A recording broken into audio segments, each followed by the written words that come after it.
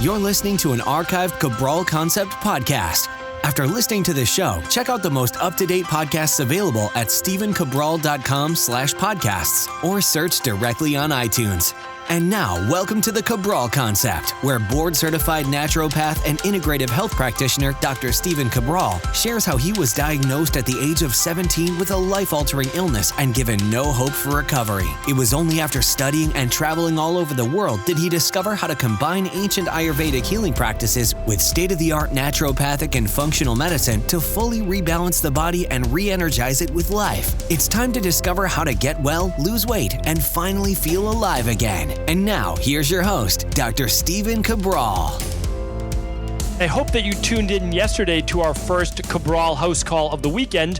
We answered a bunch of our community's questions. Everyone who writes in with their wellness, weight loss, and or anti-aging questions, we try to get to those every weekend, Saturdays and Sundays. And of course, you can listen to them if you don't have time on the weekend a little later in the week.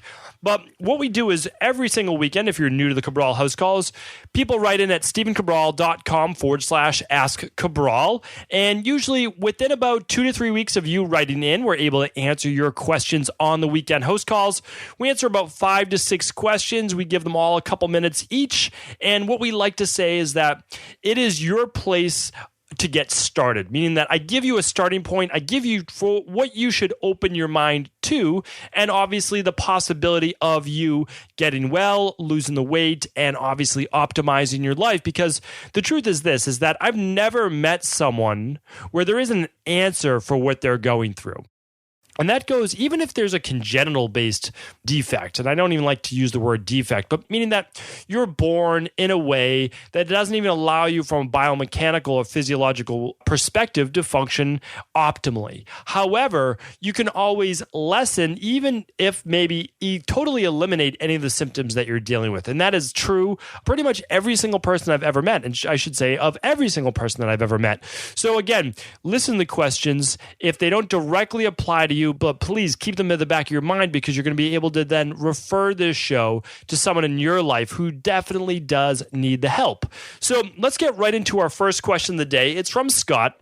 Scott writes in, "Hi, Dr. Cabral. I recently accompanied my fiance on her visit to the Wellness Institute.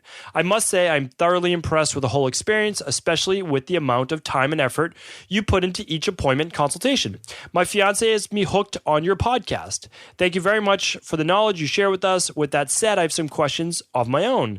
But first, just a little background. I'm a 30-year-old male who played at a very high level of soccer up until graduating from school, and since then, still played quite competitively. I've always been prone to injuries, and most recently I've been diagnosed with bulging discs in my lower back, L5, as well as in my neck, so C3, C4, C4, C5, and stenosis in my C5, C6.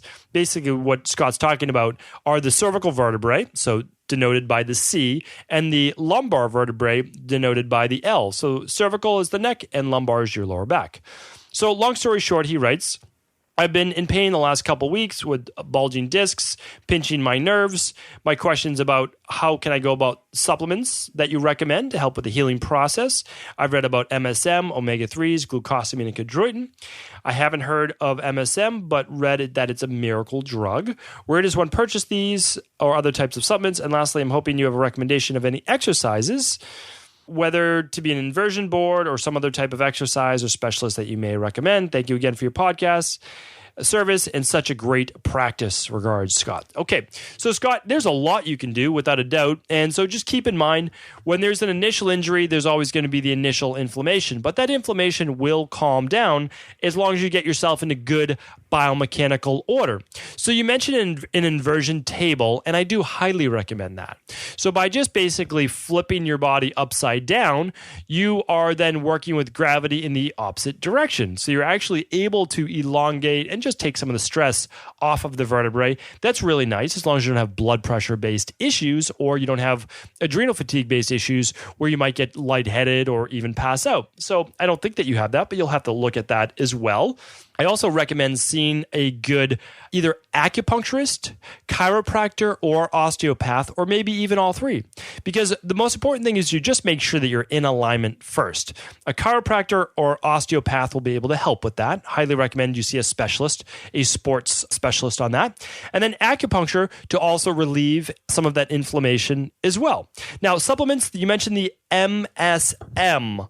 And MSM is actually a great product. We use a product by Protocol for Life called Glucosamine Chondroitin MSM. And it has the actual research-based dosage in that. It's a really nice company as well.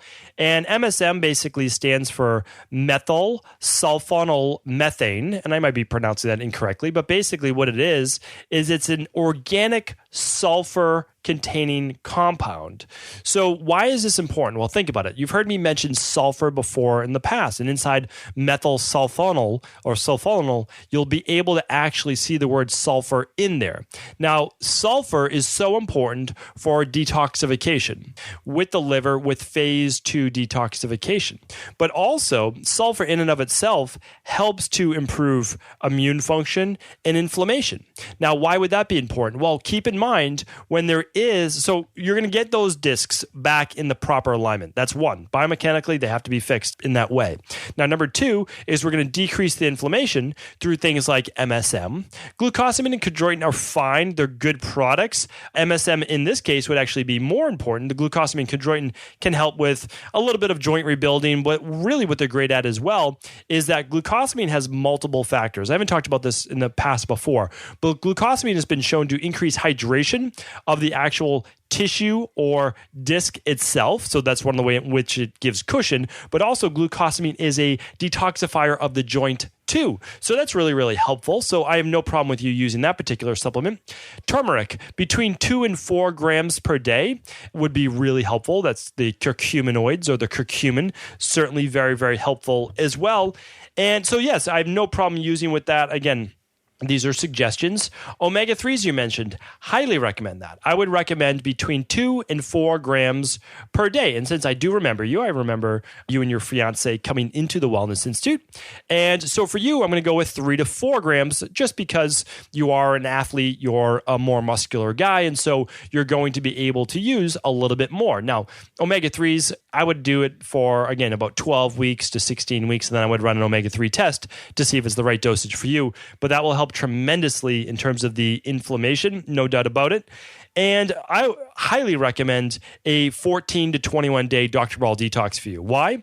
Because inside of that Dr. Ball detox, you're going to get the ginger, the turmeric, the different things you need to decrease inflammation on a massive level.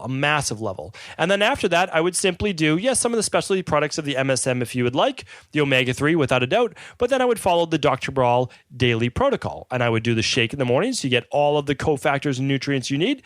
And the daily fruit and vegetable blend, which is the 22 organic fruits and vegetables. That's going to be a better natural detoxifier and anti-inflammatory than anything. And then, of course, it has the probiotic with that as well. That's what I'm recommending. You can always do more, but you never do more until you've done the basics. Like, that's why that's so important.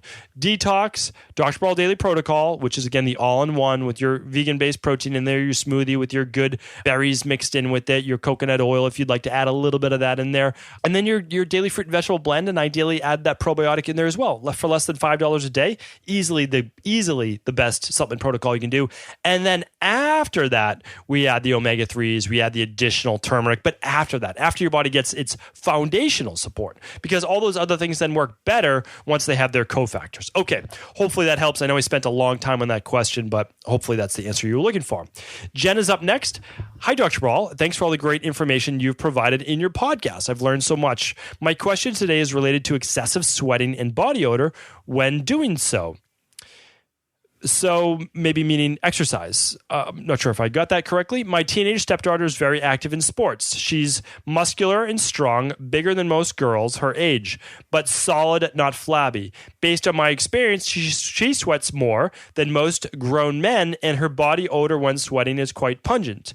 Her clothes smell like a stale, dirty gym locker room and must be washed immediately. Her father, my husband, and her sister, my other stepdaughter, do not have this issue at all. It might be something genetic from her biological mom's family, but that's unknown to us. Do you have any suggestion for what might be causing this and how we might prevent this? Thanks for all your help you provide to us and your listeners.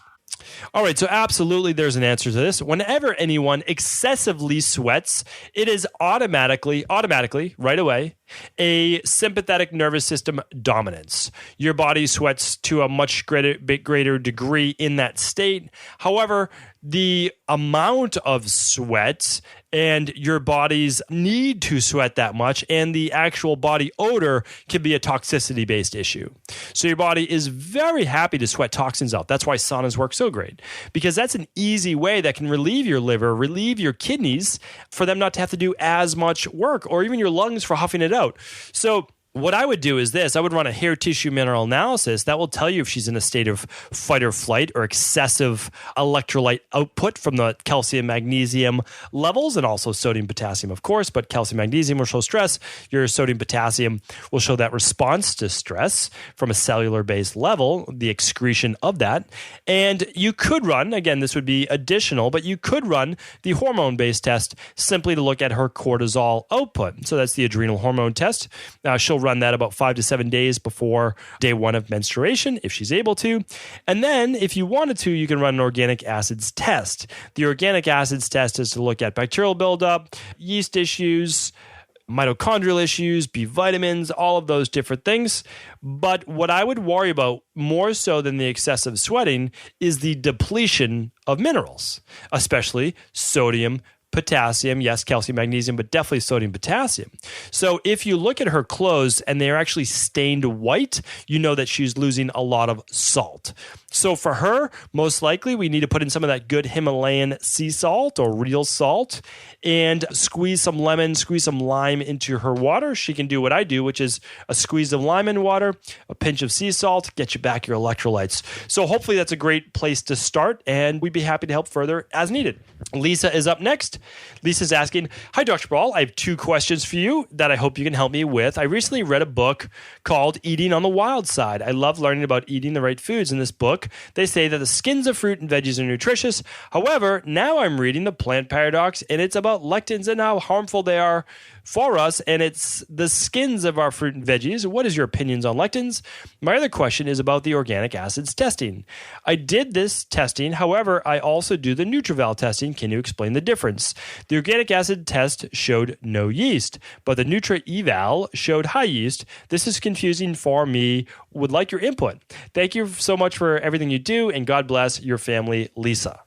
Okay, so Lisa, the good news is they're both great tests. There's no doubt about it. The organic acids test is our favorite for ease of use. Plus, it provides a lot. It gives you 9 different yeast and fungal-based markers to look at. It looks at all the different Clostridium bacteria-based family.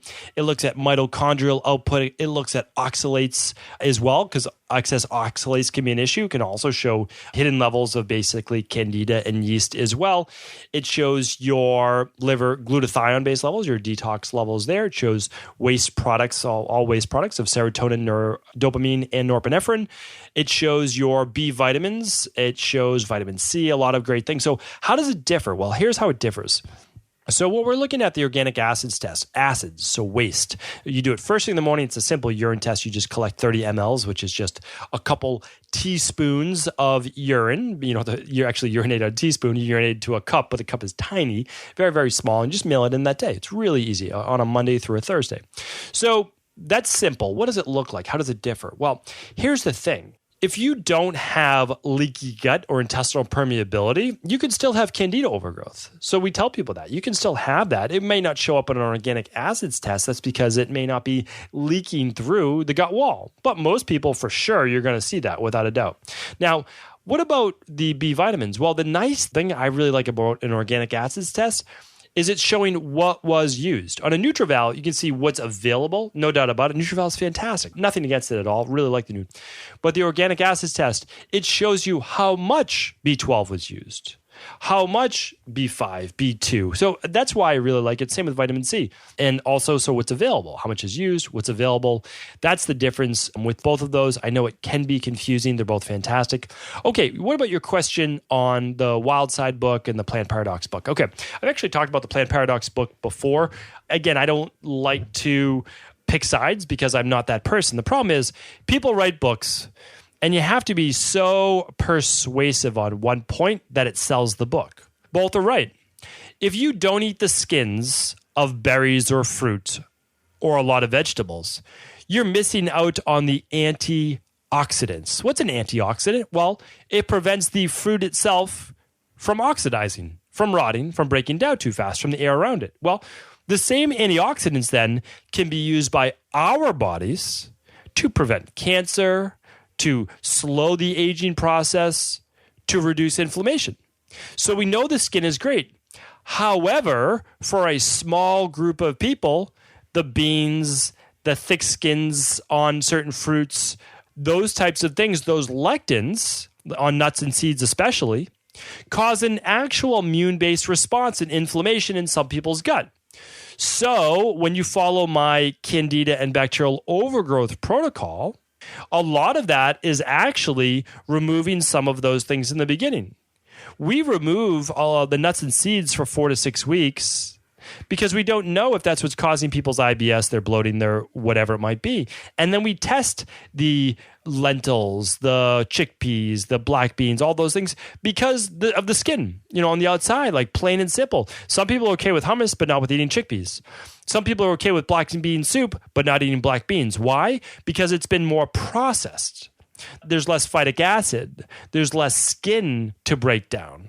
Okay? So hopefully that makes sense. And so both authors are right, but everyone says, like, I'm the best, I'm the best, I'm the best. Look at me. And like, it just becomes an ego battle. And the problem is it's not for everyone. So if you have an actual inflammatory based condition, let's say like rheumatoid arthritis, let's say like IBS or Crohn's colitis, you very well may want to stay away from lectins because they could be exacerbating your condition. I know for sure back in the day, we'll say with myself, I had to stay away from lectins without a doubt. That was me. I represent a very small percentage of the population, though, who is extremely sensitive to the world around them. That's it. Most people aren't. I mean, that's the truth. So I want people to eat the skin of fruit because that's where it's loaded in antioxidants. I could imagine telling people not to, but in the short term, yeah, some people might have to stay away. That's the truth. Okay? Both are true. Mary Ellen is up next. She writes in, thanks for everything you do for your listeners. I previously wrote in and ordered the hormone test and had my consult with your health coach and just ordered the NutrEval and adrenal response complete care. I am on month 2 of the Candida protocol and have not stuck to the diet as well as I should, but I've noticed reduced bloating and other benefits. I also take your daily activated multivitamin. I feel like everything and anything gives me headaches. I've been using the neti pot, and when I'm have my bad headaches, it does make me feel a little bit better. But I notice after I use it, when I bend over, water pours out of my nose. I'm not sure if that's normal. When I use it, it can sometimes feel in my throat. My headaches are always the back of my head, my ears, my sinuses, and my eyes always hurt and burn when I get them. They are usually pulsating. I also had trouble swallowing, getting down food. I've been choking here and there. I also have heartburn and do not take anything for that. Sometimes when I swallow my pills for the Candida protocol and my vitamin, the side of my stomach will start throbbing.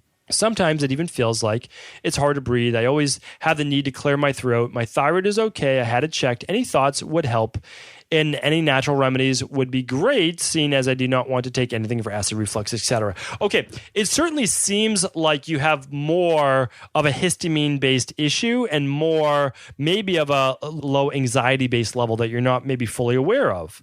Magnesium helps with both of these things. I couldn't recommend enough adding magnesium into your day. You could start with simply doing the full spectrum magnesium, 1 capsule at each meal, probably 2 with dinner. You could also use the natural calm powder water before bed, 2 teaspoons in warm water. No doubt about it, that helps with allergies. That helps cool the stomach without a doubt as well. If any nutritional supplements give you heartburn or anything like that, you take them mid-meal, not on an empty stomach. So I'd recommend taking like the Orthoflora or the Candida Clean, one of those herbal-based ones, and simply take it with your breakfast halfway through. It could be a shake or it could be whatever you're doing for breakfast. It's hard if you're not following the diet as well as you should be. If you're eating more dairy or eating more gluten, whatever it might be, those things can be giving you the headaches. Like literally lectins that we just talked about in the last question could be giving you headaches. That's hard to say. But also the neti pot, it sounds like you are not fully removing the water from your nose, your sinus passages when you do the neti pot. I recommend doing it in the shower. This is what I do. This is what I tell people to do. You get a shower filter. And again, just type into just go to stevecabral.com/podcasts. Type in filter or type in shower filter or type in bath filter. And you will see the ones that I recommend. Easy. Just screw it right on your shower. You can get your filtered water. Now, you can use your neti pot right in the shower. You just fill up a little container with a very concentrated sea salt, and then you pour some of that sea salt into your water in your neti pot. You tilt your head to the side. You pour the neti pot in gently, and then what you do from there is you either blow it all out in your shower if you want to, or if you think that's gross, then you can get out of your shower afterwards and give your nose a nice big blow to get it all out of your sinuses. But you have to do that. If not, it will drip down your throat. If it will still be stuck in your sinus passages. So you have to get that all out of your nose, all right? It's just water. That's all it is. Get it all out of your nose. Okay. Now, the second part is you actually may want to use the ear, nose, and throat protocol, which is the zinc-based spray. You'll see that. We'll just link it up on the show notes. Very, very simple. N-acetylcysteine has been shown to help loosen mucus secretions. NAC, it's called. N-acetylcysteine. Great product as well. If you haven't done a Dr. Ball detox yet, can't recommend that enough. You can do it while you're doing the Candida protocol. It's just for days 1 and 2, you'll just do the Dr. Ball detox protocol. And then for days 3 through 7, you can add the rest of your supplements back in. That's a good start. That's where I would actually recommend starting. But also, if you need more work, I can't recommend enough actually working with our health coaches. We have a great program where you speak with our health coach every 2 weeks for 30 minutes. They can always adapt and change your program as needed. And that's absolutely what I would recommend doing. So hopefully that helps. Okay, last question of the day is from Iwa. Iwa writes in, "Hello, thanks Dr. Ball for all you do. So grateful and appreciate you daily. I would like to know what you suggest I do regarding my very intense yellow urine. This has been the case for about 6 weeks. I live mostly a healthy lifestyle with food, exercise, and weight control. I drink plenty of water. Dr. Ball daily support shake for breakfast and your probiotic. I take an extra 120 milligrams for magnesium daily, and can that cause a discoloring, even though I don't notice any difference the days I forget the magnesium? I can't recall any particular diet change when this all began. Appreciate your opinion on this. Thanks a bunch." Iwa, like Eva, but you can spell it any way you like. I'm pretty sure it's pronounced Iwa. Added later. So my team puts together all these questions. I have such an amazing team, and they wrote down that this was later added. "I'm going to the bathroom a lot, at least every hour, and have been doing so even before this color change. Thought that should be included in the bigger picture in case this helps. Thanks a bunch, Iwa." Okay, so first things first, let me just step back and say this could be a really easy answer. So riboflavin, which is vitamin B2, also vitamin B12, they have been known to make the urine bright yellow. So inside of the daily support shake or any functional medicine multivitamin, or if you take an extra B vitamins, anything like that, they're water soluble. And anything that you're not using will actually come out and be excreted. So when you see a good B vitamin, they're basically a yellow or orange. When you see a B12, it's a reddish orange color. This goes for any methylated B vitamin. So that color is going to come out. That is actually natural. That is the methylated B vitamin itself in that, but the frequent urination is not. So the frequent urination would be meaning your body's taking in too much fluids, or it's taking in vitamins that are too much for your system, or it could be a bladder infection, a urinary tract infection. There could be a lot of things going on. So what would I suggest? What I would suggest is just making sure this is obviously resolved within the next couple weeks. But if you're doing the Dr. Ball Daily Shake for breakfast and the probiotic, simply remove one of those variables. So just do the shake for breakfast and don't do any of the supplements for the day. Does that cut down on the urination? Yes or no? If the answer is yes, well, then it's one of your other vitamins that are basically just a little too much for your system, and you'll cut back on the dosage. You might be able to get to the full dosage later, but at least not till you work up. Okay. Now, if it's the shake, well, then just take the shake out for a day, and you'll have oatmeal, or you have something like that for breakfast, and just test it out. Everything goes away. Okay, well, then it's the shake. Okay, so it doesn't necessarily mean don't do the shake. What it means is instead of 2 scoops for the shake, start at 1 scoop. So your body needs the nutrition, but it may not be able to absorb it quite yet because of digestive function or whatever it might be. So what you'll do is you'll just start back at 1 scoop. So what I'm trying to say is you'll be able to figure this out through process of elimination. But on a given day, you have to look at what variables always remain the same. So this is, I basically just try to do detective work when I help people. And I look at, okay, maybe we don't know what changed 6 weeks ago. It might not be supplementation. It could be food-based, but I'm just leaning towards supplements. So all we want to do is we could do it simply like this. We could do, okay, no supplements for 48 hours. Does that get rid of the bright yellow urine, and does it get rid of the frequent urination? If the answer is yes, okay, well then it's a supplement. Now, we add in 1 supplement at a time. Let's do the shake first. That's most important. Let's do 1 scoop of the shake. Is that okay? Okay, good. Then we'll do 2 scoops of the shake. Does that work? Yes or no? If the answer is no, okay, that increases the urination. Well, then we know it's just too much to absorb. So we'll just do 1 scoop for now. Now, if the shake works, that isn't the issue. Then we add in the probiotic. Does the probiotic work? Yes, at 1 capsule. Great. Then we add 2. If the answer is yes, we keep going to the next product. If the answer is no, then we stay at the 1. Now we can add in the magnesium. Does that work? So do you see what I'm saying? I don't want to be redundant, but this is exactly how I work with my private wellness clients, meaning that they say, increase urination or whatever it is. It doesn't mean that you don't need the supplement. It means that the dosage may be too much for you to absorb. So what do? Well, you could do 1 scoop of the Dr. Cabral Detox in the morning and 1 in the afternoon. But if that's not the issue, it might be the magnesium. Well, you might not be able to do 3 capsules of magnesium. You might only be able to do 1 at each meal, not 2 or 3. And what about the probiotic? Well, you might only be able to do 1 in the morning upon waking and 1 before bed, not 2 in the morning. So again, it's this. Life really is trial and error. It honestly is. And when there's an error, it doesn't mean you're way off course. It means a minor recalibration. I remember many, many years ago, I used to actually teach sailing. And when I was teaching beginners, it was the best summer job literally in the world. When I would teach beginners, the sail, it's called luffing. The sail would start to flap and they would kind of stay in place. All it would take was moving this thing called a tiller away from the sail, maybe 2 or 3 times, that's it. And then they would move back into the wind and the sail would fill back up. They weren't totally off course. All they needed to do was these minor corrections, 2 or 3 different things, that's it. And then they're back on course and they're sailing again. And then you know what? They get off course a little bit, the sail starts to luff, and then they have to pull that tiller back. But the thing is, you just keep moving forward. You're in the right direction. Now you need to make these little calibrations, these little tweaks. So hopefully that helped answer your question today. Always happy to help. Thank you, everyone. Amazing questions as always. We have such a great community. Truly appreciate you. Please do feel free to share this show with anyone that could help. And I look forward to speaking with you tomorrow on our Motivation and Mindset Monday. Take care, everyone. Ever wonder what the best sauna, blue blockers, sleep trackers, wake lights, salt lamps, or other health gadgets are? Or what about the top non-toxic mattresses, sheets, soaps, bath products, toothpaste, and cookware? Or would you like to know the cleanest choices for hemp parts, meal delivery services, supplements, and much more? I personally curated, researched, and now created a resource page of all of my top picks that continues to grow each week. These are the exact products I use in my own life, with my family, in my private practice, and they're the ones I trust. To find out all of my up-to-date recommendations and all the details, simply head on over to stephencabral.com/resources.